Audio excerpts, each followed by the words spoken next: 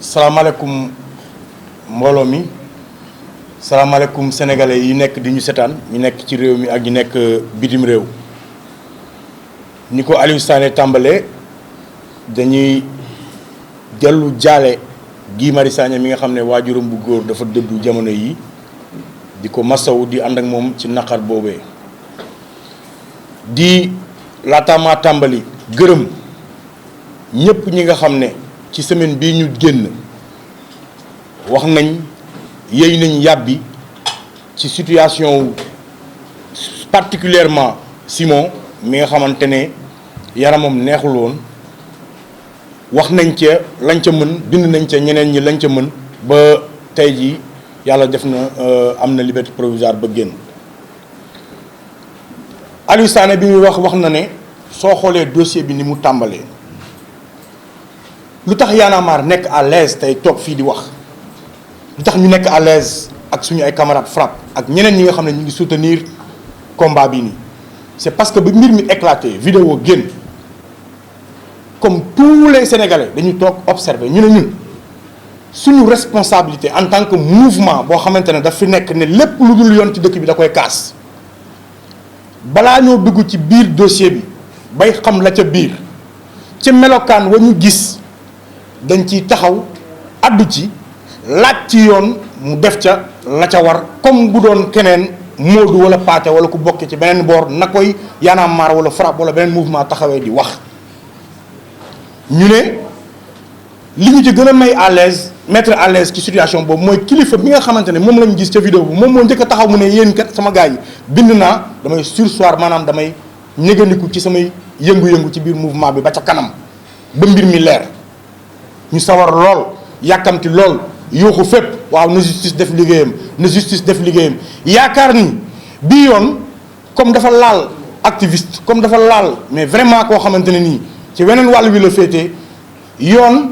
dana def lépp luy disposition jël ko ci pour teg ko mu jaar ca yoon pour Sénégal gépp observer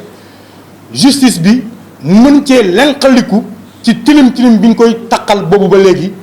ci wane sérieux ci wane ne parparloo amul ci wane ne dëgg am na ci mim réew ñu topp mbir mi enquête yi jeex ñu topp ko bu mbir mi yegg tribunal muy mardi boobu Aliou Sané doon wax bi ñu paree ñu ne kon de kilifa escroquerie lañ ko toppee ñu ne waaw escroquerie kon ñu ne flagrant délit lañ koy def jeudi waaw ñu ne alhamdulilah parce que ñun gis nañu ay avocat wu kilifa ak Simon ànd ak dal ànd ak confiance wóolu seen bopp ci dossier bi yàkkamti wu ñoon lu dul dem taxaw janoog juge ak procureur pour lijjanti seen ay clients mais diggante 17h 19h ñu changé ko yóbbu ko instruction parce que ils se sont rendu compte que bu ñu ko yóbbuwoon flagrant délit te amul benn plaignant loolu déjà juge bi danaan leen da ngeen maa yàpp waaye lu ne fàng kenn du ko jeex lan moo war a mën a yóbbu dossier bii nii instruction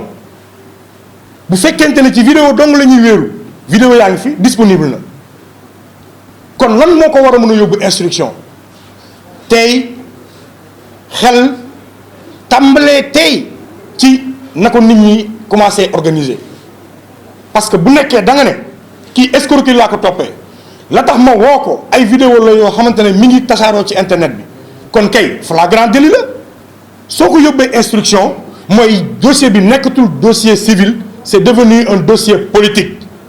lu tax parce que Kilifeu ak Simon seen taxawaay ci mim réew parce que Kilifeu ak Simon li ñuy représenté ci mim réew ci côté activiste looloo waral ñu changer lépp pour mën caa parparloo fayantoo def seen ay yëf yi ñàkk fayda nga gis ni procureur amee imagination procureur bi son imagination est très fertile même parce que chef d'accusation yam teg ca ndodd Simon ak Kilifeu dafa mujj doy waar nga gis ne que ñii temps bi ñuy jël ci def ko ci xalaat lu bon bu ñu ko defoon un quart bi ci xalaat lu baax réew mi jëm na kanam parce que loo xam ne sur la base de vidéo ne nga ne moom nga vidéo boo xamante ne nañ ko collecté diffusé ko tooñ nañ ca kilifa porté ca plainte ba tey kenn owu ca kenn bàyyi nañ lu tolloog weer moom ci boppam ñu koy soog a woo ndax naan ko da ngay dëggal sa plainte mu ne waaw ñu bàyyiwaat weer woowuñ keneen ci dossier boobu noonu te ñëpp xam nañ ne vidéo bi dañ ko jël te yëgu ko ñu publier ko mais am na fu mu jaar parce que bu fekkente ne ka def vidéo bi muy Thier ma nga ca kaso ba vidéo bi rombut moom ay avocat am rombut gendarmerie ba rombut parquet kon kan la ñuy protéger aujourd'hui ba nangu ñëw wéyal enquête boobu kan la état du Sénégal wala boog police bi wala ku mu munti doon di protéger ci dossier bi ba tax nangu ñëw woo kenn ci plainte bi nga xam ne kilifa def na ko pour ñu addu ci mbirum collecte ak diffusion de données à caractère personnel muy lu ko loi may. kon l'avocat yi dugal demande de liberté provisoire ñu lànk l'avocat yi dugalaat ñu lànkaat ci ñoo xamante ne nii répondre nañ ci lépp li nga xam ne moom la yoon maye pour ñu may leen liberté provisoire damay taxaw foofu tuuti ne du rek kilifa ak Simon parce que am nañ xëy na ñu taxaw di leen waxal képp koo xam ne dañ laa jàpp fii ci mim réew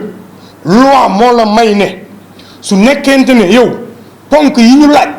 pour mën laa may liberté provisoire ponk yooyu ma nga ak yow ñu may la liberté provisoire mooy maanaam yaa ngi dëkk ci réew mi te xam nañ sa adresse am nga fi njaboot te xam nañ fan lañ dëkk fii ngay liggéeyee te xam nañ lan ngay def loolu bokk na ci ñetti garantie yi ëpp solo pour ñu mun laa may liberté provisoire te dafe naa ne kilifa ak Simon am nañ ko. Simon it rax ci dolli yaramam neexut muy feebar boo xam ne da ko topp depuis 2017 bokk ci ñëw dolleeku Sénégalais yi wax ci ñu ragal gilaawaane dal leen ci biir kaso bi looloo tax ñu bàyyi Simon waaye dama bëgg ngeen xam ne du parce que procureur bi dafa baax attention procureur bi baaxul de procureur bi gentillul de procureur bi mayul Simon liberté provisoire parce que dafa feebar il était dos au mur parce que Simon dafa répondre ci lépp loo xam ne moom la ñuy laaj ci ay ponk il n'avait pas le choix de la même manière que amul choix ci situation kilifa bi waaye fayantoo lañ ci gis ak xoqatal ak kum tappale parce que teguñ ko fenn fi ñu leen ko mënut may du ma delluwaat sax di tudd ay Bougazelli di ci boole kilifa toftal turu kilifa ak Bougazelli yépp kilifa la toftal turu bandi de grand chemin yi nekk ci réew mi di sàcc di taxawaalu ak turu kilifa yépp kilifa la parce que taxawaayam ci mi réew mayul benn Sénégalais muy toftal turam di ko méngale ak kum ci mënta doon ci ces voyous de la République yi nga xam ne ñu ngi taxawaalu nekk ci seen ay soxla kon Sénégal ñun ñëpp ñoo ko gisandoo yoon moo nekk di jeng yoonu Sénégal moo nekk def la ko neex di fayantoo ci yu ñàkk fayda di nekk ci ay détails nañu bàyyi doomu jàmbur mu génn te ñu gaaw juger cette affaire et attention Simon sax liberté provisoire am bi dañ cee ñambaas lu ñuy woowee maanaam contrôle judiciaire maanaam mayuñ ko rek ne ko demal nga toog dañ ko may ne ko chaque le 5 ñëwal nga wuyu si amoo droit bouger amoo droit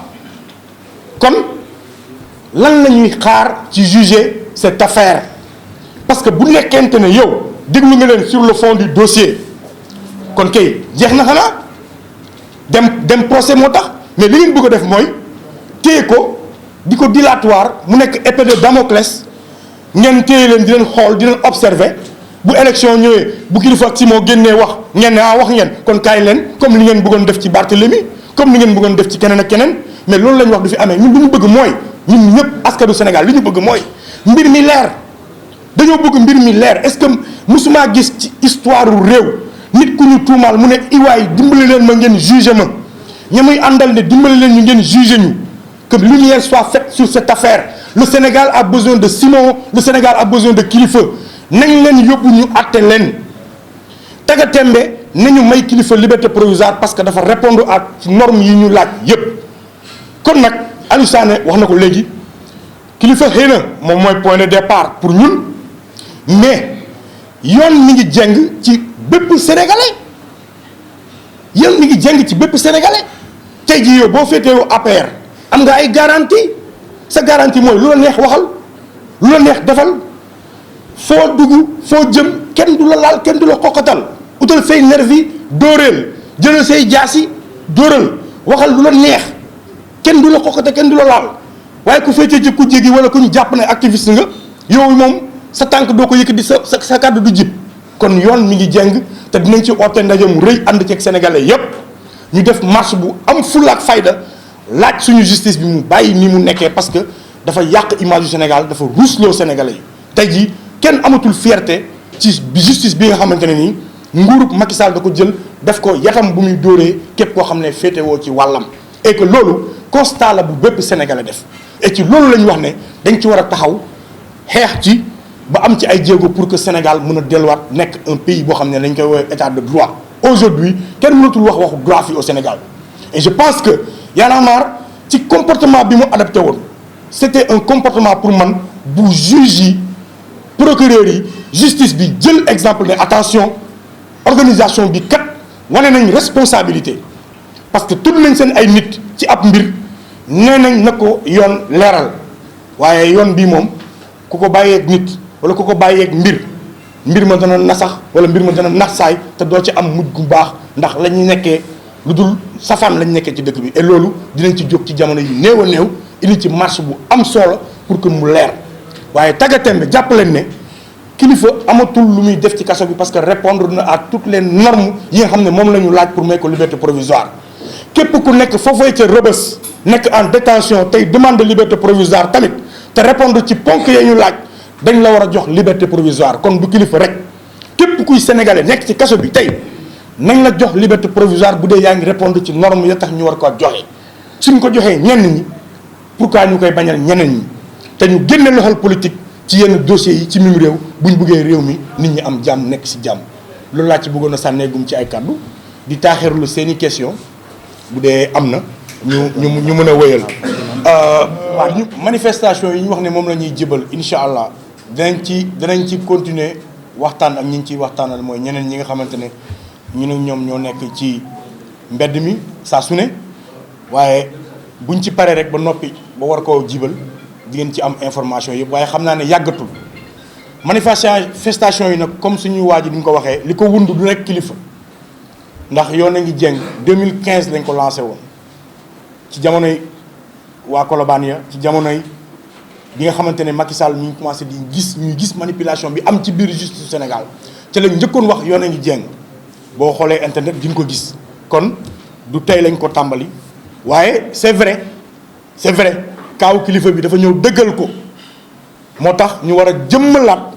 yoon a ngi jeng boobu pour wàccaat ci tali bi parce que à travers kilifa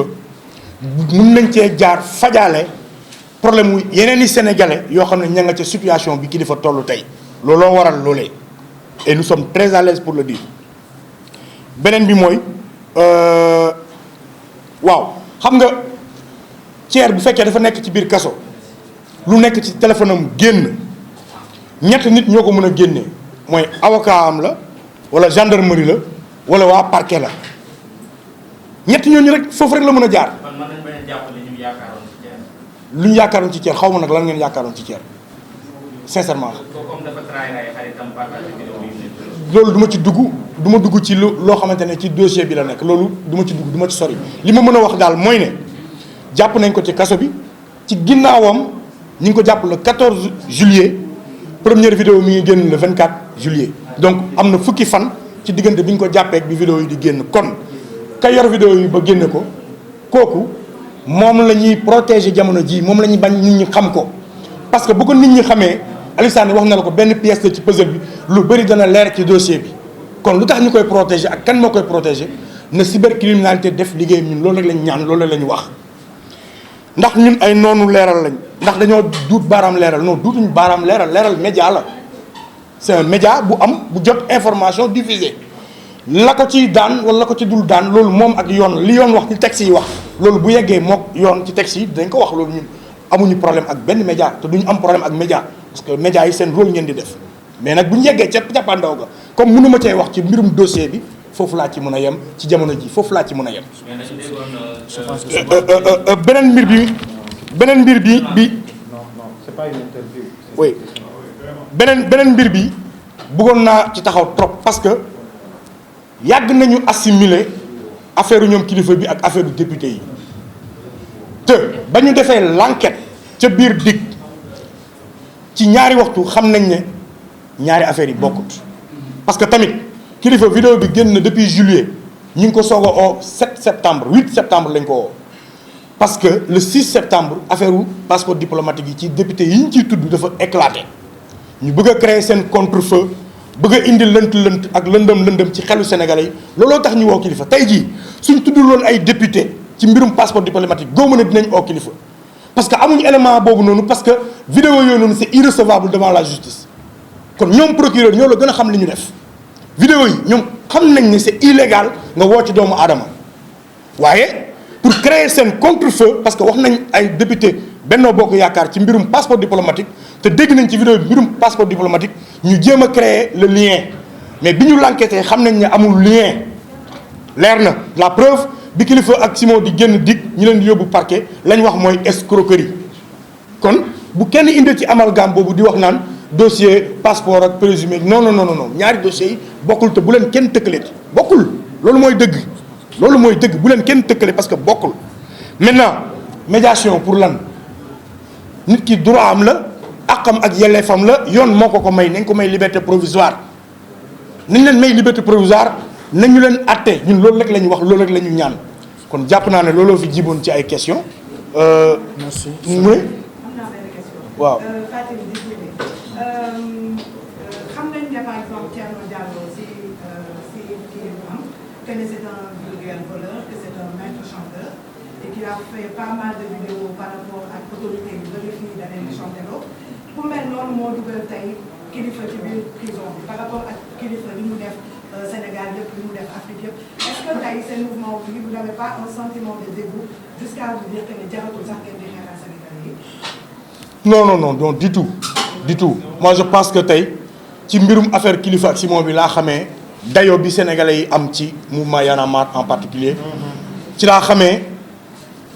teg bi ñu teg ak fonk bi ñu fonk Y'en a marre ndax j'ai vu des sénégalais yu naqarlu yu amul leen métti j'ai vu des sénégalais yoo xamante ne nii si lay soog a man comprendre vraiment fi niveau bi ñu aj suñu jëmm yu amul solo yii kon dama leen di gën a delloo njukkal ñëpp ñuy jàppale waaye rek dama leen di ñaaxaat ci situation bi que ne nag aujourd'hui ñun ak ñoom ñëpp ñoo toogoon di observer am yaakaar que ne justice bi dana def liggéey bi war ci dossier bii waaye safaan wala ñu gis moo tax aujourd'hui amatul toog di xaar dañu bëgg ñu régler cette histoire lu mu gën a gaawee kon sénégalais yi ci côté boobu dama leen di wax ngàcce ngalaam waaye nag labbali fas terewul fas bi moom il faut ñu gën koo labbali kon di ñaan sénégalais yi di woo sénégalais yi ne leen gis ngeen taxawaay bi ci Y'en a marre am bi mbir mi taxawee kon nag tey bu ñu jógee te yéen xam ngeen li waral ñu jóg mooy que ne dañu toog gis yoon nag di nangu la kilifa moom muy ay àqam kon duñ nag setaan yoon di nangu ay àqu kilifa